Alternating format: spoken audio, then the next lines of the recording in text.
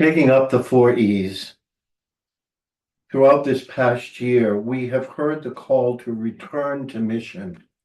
This call has not been a call to return to where our movement was pre-COVID, and not a return to the same old approaches of the past. It has been a call to refocus our attention on the mission of this beautiful movement of ours, to proclaim the value of marriage and holy orders in the church and in the world. It has been a call to be attentive to the ways we promote our mission and allow it to produce much fruit. At the same time, we cannot let go of the values that our movement has proclaimed over the years since its beginnings. And yes, the concern to also look at the call and challenge to invite. In other words, bringing more couples and priests and religious to experience what Worldwide Marriage Encounter can bring into their lives. The value of living relationship, the value of an intimate and responsible communication, the value of fully realizing the gifts and graces of our sacrament. For that reason, we would like to present to you 4 E's, 4 words beginning with the letter E that can keep our focus on mission and at the same time challenge all of us in this movement to bring more and more couples, priests, and religious to our experiences. The words are embrace, engage, enliven, and enlarge. Here we take up and live. How we take up and live these 4 E's will, without question, impact where our movement will go in the future. The first E, embrace.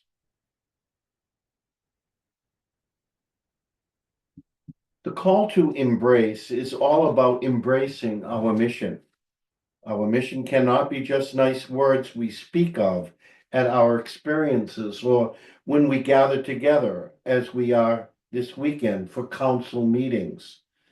Our mission needs to be defining of who we are at all times. Just as we are called to embrace our Catholic Christian faith and to allow that faith to define every aspect of our lives, we are also called to embrace fully all that God gave us on that weekend that we lived our Worldwide Marriage Encounter experience. To embrace this mission is all about falling in love with this beautiful movement of ours. It's ultimately how we are known personally. The other day, the parents of a young man whose wedding I had officiated at the beginning of the summer came up to me and said how incredible not only the wedding had been, but also the preparation for the wedding that was given to their son and daughter-in-law.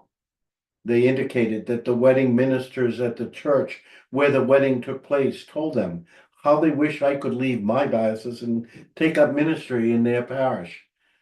They indicated that my love for the sacrament of matrimony just emanated from me in everything I said and did. Although a little self-conscious listening to the compliment, it did tell me that proclaiming the value of marriage is present in all who I am as priest. It's one of those things that define my priesthood. In the 47 plus years of my priesthood, I am seen and known as a priest who truly values the sacrament of matrimony. And to tell the truth, I'm proud to be able to say that. My feeling of proud is an attaboy kind of feeling. I could liken this proud feeling to be called to address a crisis in a person's life, and then when the crisis has been resolved, being told that my presence really made a difference.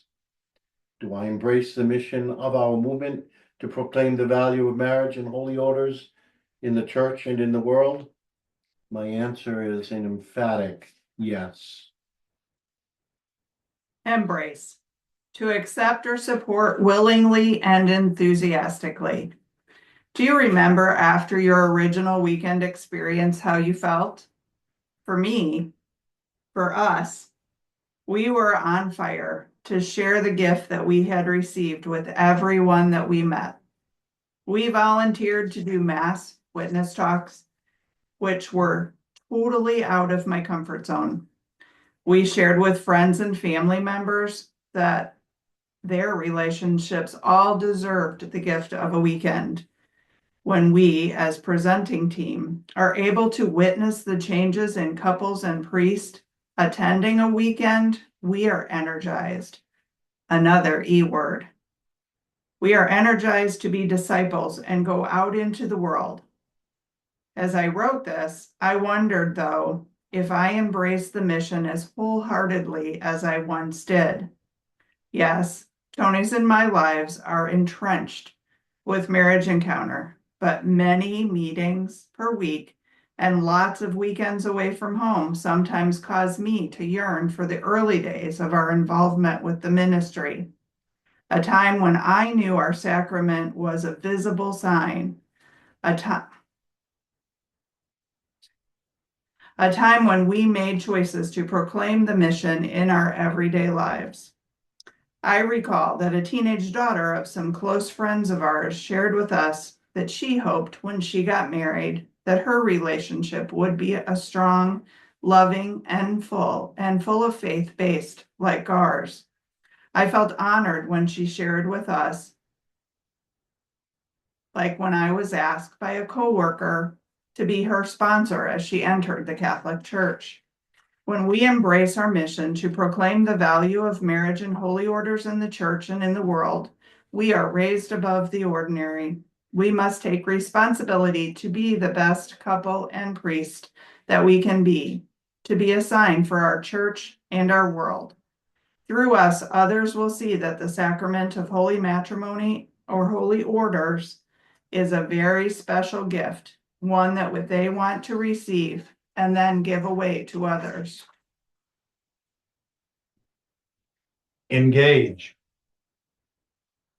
It's not enough just to embrace the mission. We also need to fully engage in that mission. Full engagement means both feet in, not holding anything back. Full engagement means becoming radical, moving beyond moving beyond a lifestyle that is all about convenience to a lifestyle of risk, a lifestyle of really putting myself out there, so to speak. Full engagement means I need to ask myself in my daily examination of what I have done today, how have I actively promoted the mission of Worldwide Marriage Encounter today? Full engagement is not standing on the sidelines, but getting fully involved in the game. When I decided to get involved with something, I'm usually all in. There is no dipping my toe into the water to see how it feels. I'm diving in. That's the way it was and still is with Worldwide Marriage Encounter for me. I see all the positive things that this ministry has done in the past, is doing, and can do into the future. I believe that this is the best thing that Sue and I can do to strengthen our church and in turn, strengthen our country. Part of engaging in this mission has been an openness to leadership in our case. The same is true for all of you in some form or fashion. Otherwise, you probably wouldn't be watching this video today. Leadership does not require us to complete other tasks and activities. But as Sue just mentioned, we are still called to share the gifts of this ministry by engaging in all the activities we did when we first were encountered and asked to be a presenting team. We would join others to do witness talks in several parishes on a weekend. We would get our talks to workshop couples prior to the deadline we agreed to. We would engage with other couples to support the Worldwide Marriage Encounter experiences by helping with registrations, preparing meals, and doing whatever needed to happen in order to allow other couples and priests to attend an experience and be changed like we were. We remember when we used to report the number of inviting activities that our encounter and region completed every quarter to our leaders. At our team meeting gatherings today, each couple has the opportunity to share what inviting activities they did since our last meeting. Engaging in our mission requires all of us to continue to invite others to both attend an experience and invite them to support our mission in some way. way back, when initially approached to consider becoming a presenting team in Worldwide Marriage Encounter, I remember sharing with a couple inviting me to this ministry that I would have to limit my involvement since I had so much going on in my everyday parish ministry. Even though I was saying yes to becoming a presenting priest, I was placing limits on what would be my involvement. I was not yet fully engaged. God had other plans, however. As I began my ministry in this movement, I began saying yes to further community involvement and then to the call to leadership. As I look back now, I can only say, wow, to where engaging in the mission of Worldwide Marriage Encounter has led me. Certainly, one of the ways we fully engage our mission is through our inviting efforts. Do I take the opportunity to speak the value of marriage encounter every time it arises? How frequently do I see myself inviting other couples and priests to living our movement's experience? In the early days of my involvement with Worldwide Marriage Encounter, inviting was seen as a way of life. Still to this day, and I know as priest and as pastor of a parish, I have unique opportunities to invite couples. I will promote our weekend experience using social media and parish visual media to inspire parishioners to apply and register, and yes, still the personal approach of person-to-person inviting. On our last non-residential experience held in the parish, I had a couple attend who I had invited when they came to register in the parish. That weekend was life-altering for them. Certainly a comment we hear frequently from those who live our experience. But it also resulted in their full engagement in parish life as well. How we need to encourage those we lead to engage, again, re-engage in this lifestyle of inviting. When Jesus says the harvest is great, but the laborers are few, pray therefore the Lord of the harvest to send laborers into his harvest. He's not just asking for just bodies to be sent.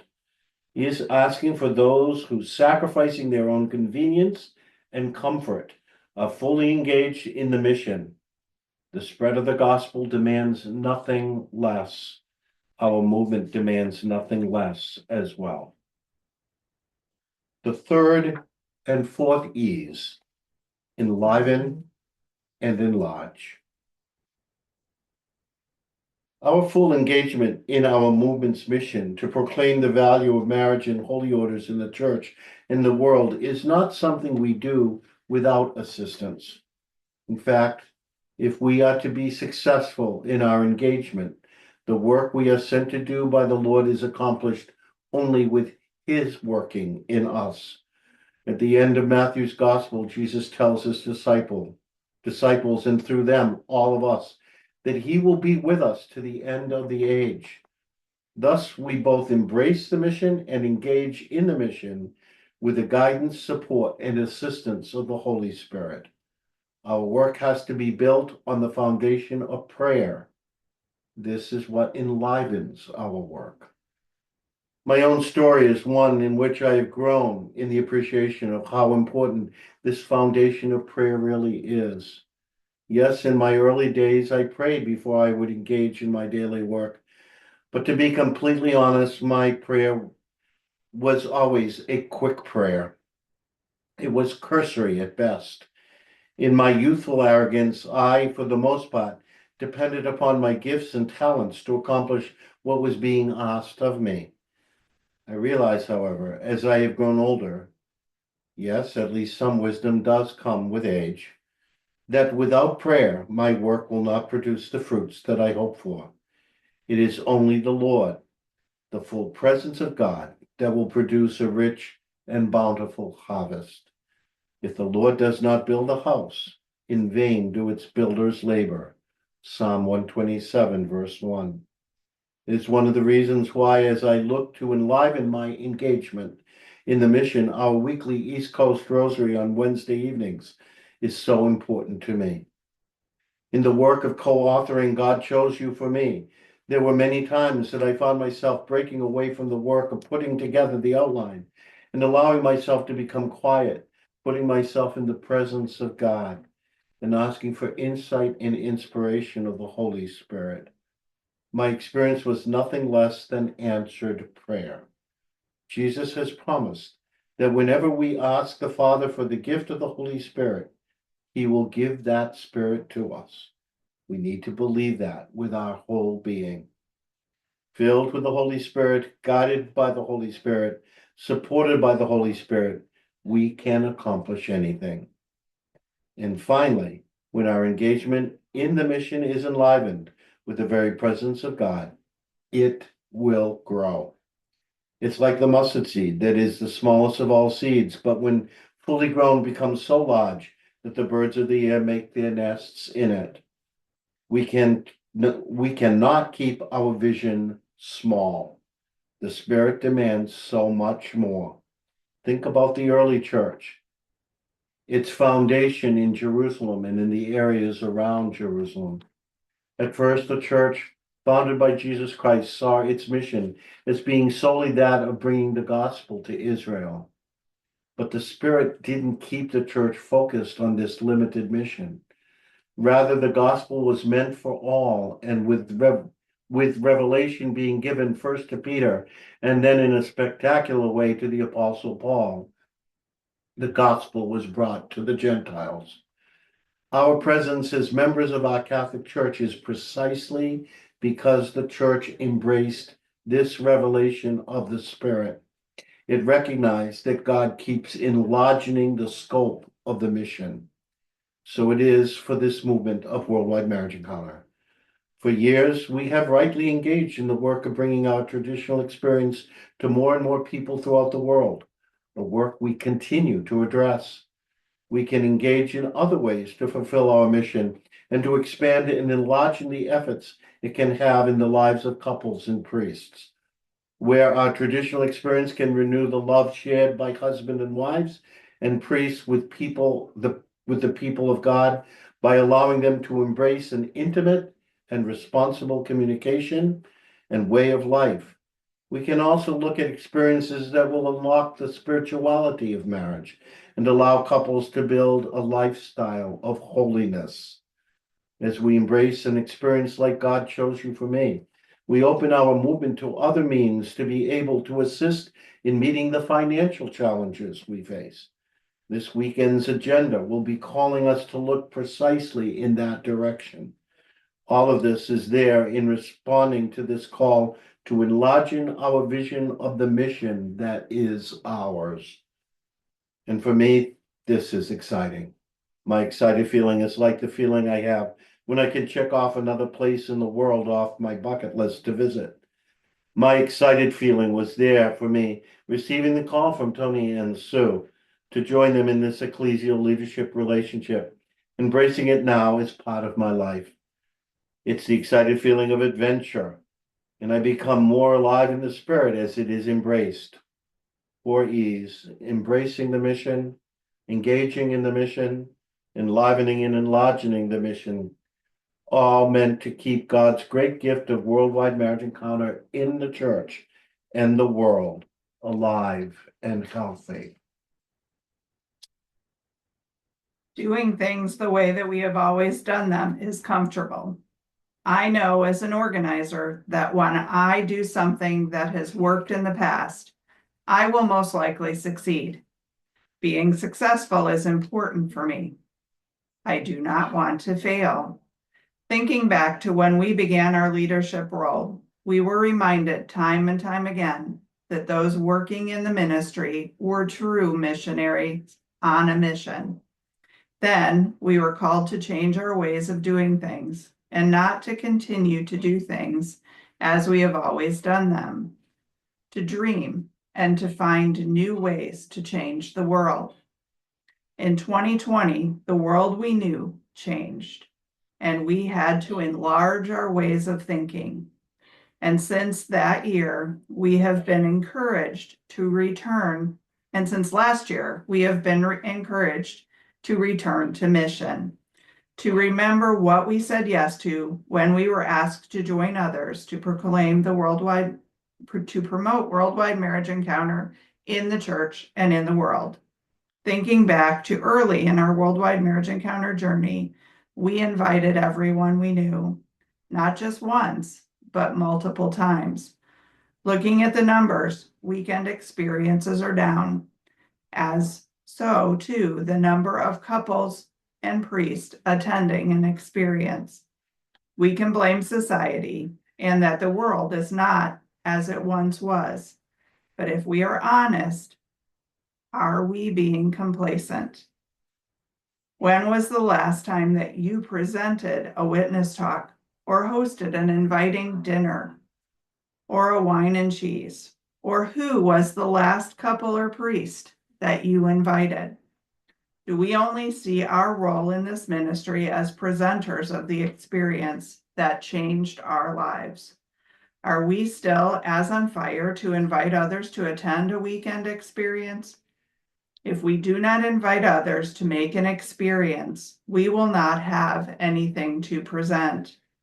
This gives me a feeling of sadness that what changed our lives may not be around for others to experience 20 or 25 years from now. My sad feeling is like when we hear of an acquaintance that is getting divorced, especially after we had invited them to attend a weekend experience in the past, and they chose not to. We need to put on our inviting hats and become those missionaries that we were called to be. Invite, invite, and invite some more. As such, we are declaring 2025 the year of inviting, and challenge all of you here and those that you lead to find ways to reach out to all couples and priests and invite them to change their lives and journey with us to change the world.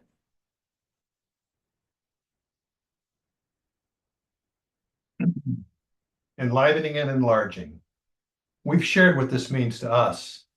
What's important is, what does it mean to you? All of our presenting teams, all of our community couples, our surviving spouses, the priests, the religious, and WWME movements and other faith expressions. Not only what does it mean to everyone, but what does it require? As Father Larry states, it requires prayer. If we truly believe that this is God's work that we have been called to do, we must stay connected to God. We must have prayer, and we must have faith. But as St. James stated in chapter 2, verse 17, so also faith of itself, if it does not have works, is dead. In order to move our ministry forward, we require everyone within Worldwide Marriage Encounter to pray and take action.